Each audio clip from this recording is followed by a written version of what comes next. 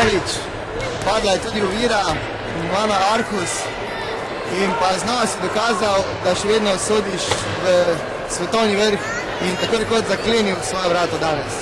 Kako si videl to srečanje?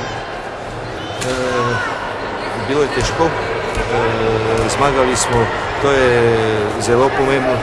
Čestitke fantom, čestitke občinstvu, vsem, kateri so nas spodbujali skozi celo tekmo.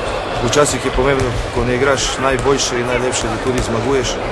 In čestitke vsem, tudi občinstvu na podpori in verjamem, da bomo iz tekmo igrali boljše in boljše. Čestitke še enkrat za zmago, vendar časa za slavje ni.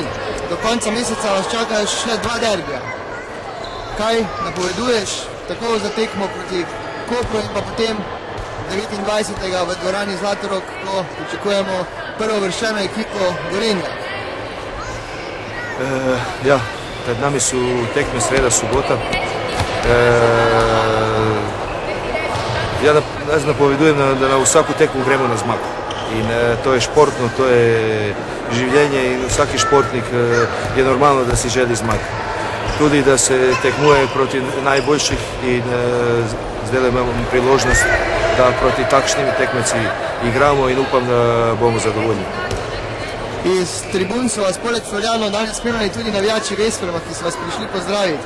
Ali je vam to dalo še mogoče dodatno motivacijo za res odlično predstavo?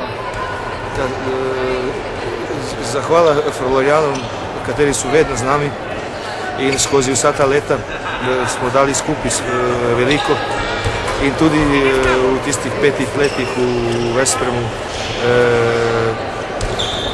Vesprema tudi občinstvo in navijače enkratne.